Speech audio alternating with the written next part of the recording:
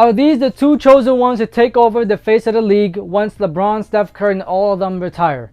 Yesterday, we had a matchup of Anthony Edwards and the Memphis Grizzlies. And I say that because Memphis Grizzlies really play as a team.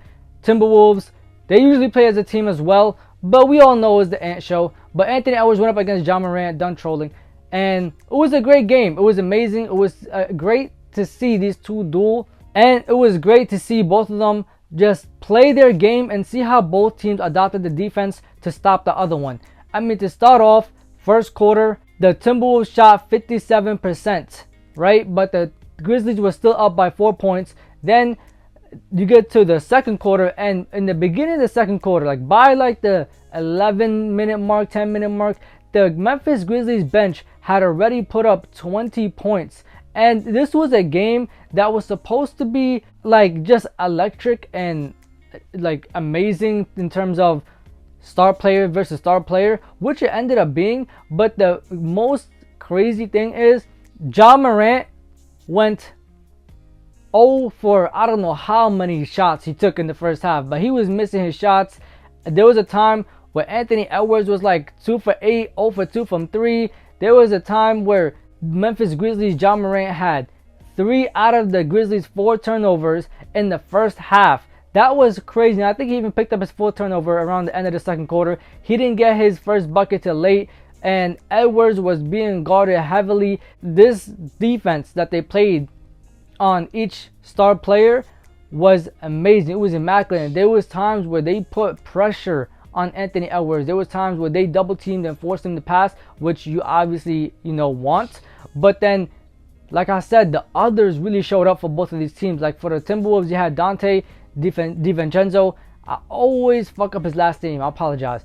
But he was bombing threes. He was doing everything he had to do as a backcourt mate. And then you had Julius Randle, had 2 nice buckets in the first half. He didn't have that good of a game, but it was still cool. Naz Reid really went crazy. Jaden McDaniels hit the shots when they mattered the most. This Timberwolves team looks great. Even Rudy Gobert was hitting shots that I was like, yo, how the fuck? Like, this is not the same Rudy Gobert that I remember on the Jazz or even last year on Timberwolves. I mean, he had like a lefty shot, and I was like, yo, what the fuck, bro? Like, that's Rudy Gobert. That's the same person we will all talk about. But Anthony Edwards somehow got him playing better. Then on the Grizzlies side, obviously Ja Morant had this team playing great. Obviously this team plays great in their system, whether Ja is there or not. And it's all about the coach and the rest of the team just coming together. But the amount of threes that this team makes, and even when they don't make them, is amazing. Because look, Jaren Jackson Jr. was a threat this whole first half. And the amount of end of the quarter shots that they made, I think they hit like 2. And then the third quarter, Jaren Jackson Jr. wanted to take one, missed it. It was like a tip-in or something like that. They hit 3, I think, out of the 4 end of the quarter shots that they had to take. This Grizzlies team looks so much better. And finally, we have Ja Morant playing against Anthony Edwards. I mean, I've been waiting for this matchup for so long. I've been waiting for times where Ja Morant is going up against a Shai Gilgeous-Alexander this year, where he's going up against Anthony Edwards, so on and so forth. All these young guys in the game that are just blossoming right now. All these young teams that are playing so great. And I've been thinking to myself, like, yo, when is Ja playing? And I get the notifications from the NBA app, like, come tune in and watch Ja Morant versus so-and-so. And I'm thinking it's about to be a great game. I tune in, Ja Morant's not even there. And that shit blows mine. Like, especially when I'm sitting here thinking about Ja Morant versus the Warriors, Ja Morant versus Steph Curry. You know how Ja Morant get down. You know Ja Morant going to the paint. And Ja Morant is not there, bro. Yo, I remember when I got that notification, bro. I was so hyped. I tuned into the game. I see Jaren Jackson Jr., no disrespect, he's going crazy. He's balling out. The Grizzlies look great. But I'm like, yo, where's Ja? You just sent me, like, notification saying Ja Morant is going to be there. Like, I got clickbaited by the NBA themselves. It was crazy. Before we get to the fourth quarter, like, comment, subscribe, and share, and watch last video. But fourth quarter came, and this was electrifying. Like I said, the first quarter, second quarter, I mean, honestly, I feel like the Timberwolves were being bailed out by the Grizzlies just not capitalizing off their scoring, off their shots that they were supposed to make. And I felt like the Timberwolves were getting lucky, but somehow the Grizzlies were up by 4. And then we get to the fourth quarter. Wolves are up by 4. Wolves are playing good. Wolves are playing as a team. They're playing correct. They're making the right passes, everything. And then the Grizzlies show up. They start going crazy. Defense locks in. Offense locks in. And the most amazing part about this game, it was a close game throughout the whole time. There were times where the Timberwolves were starting to look like they're going to, run away from the Grizzlies. But the Grizzlies came right back. And they cut the deficit and made it stay a game for the whole time. And then in the last quarter, with like a minute left, Ja Morant, 2 clutch buckets. First one ties at 125-125. Second one, all eyes are on him. Everybody's focused on Ja. You know what happens? He gets to the basket, hits the shot. And I'm like, yo, there's no way he just did that. And it was like 18 seconds left. And I'm thinking like, all right, boom. Wolves have to tie the game. You don't need a 3. Get to the basket, right? They come out. They give Edwards the ball. There was a 3 taken. Then they got the long rebound. Edwards takes another shot.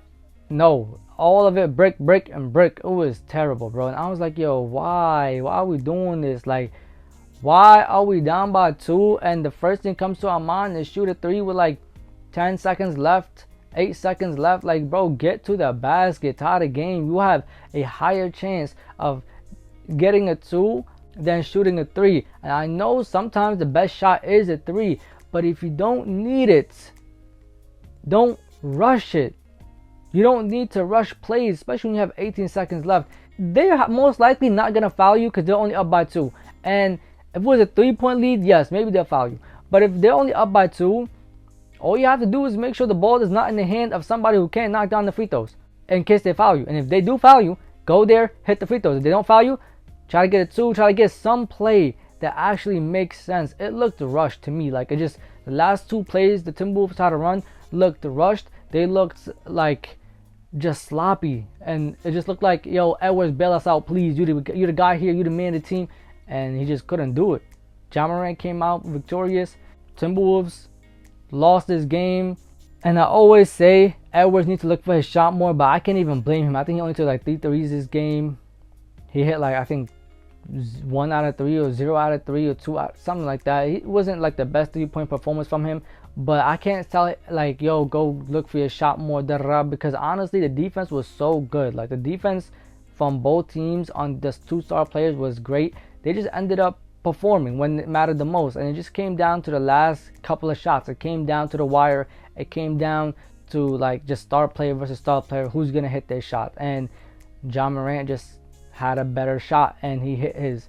My whole point of this video is these guys were supposed to be the faces of the league, and I understand that Anthony Edwards is growing.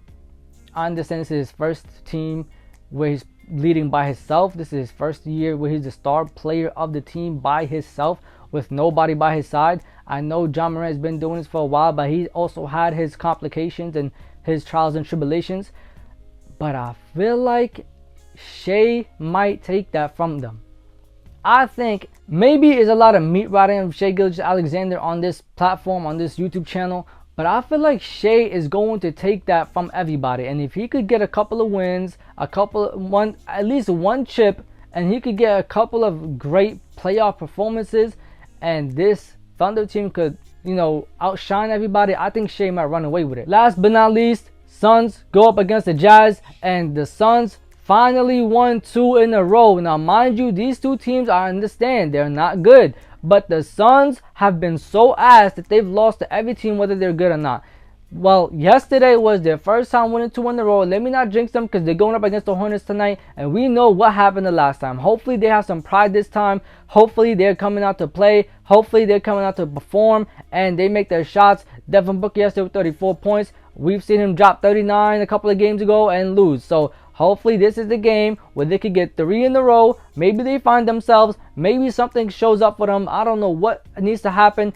But maybe these 3 games are the start of something new. And I hope and I pray that this is a start of a new 10-game streak or something like that. Like, if they could win 6 out of the next 10 and then 12 out of the next 20, I think this might be great for them, and hopefully they can find that. Hopefully that this happens for them, and we'll see what happens. Anyways, y'all, like, comment, subscribe, and share. This is Real Talk with E. Safety.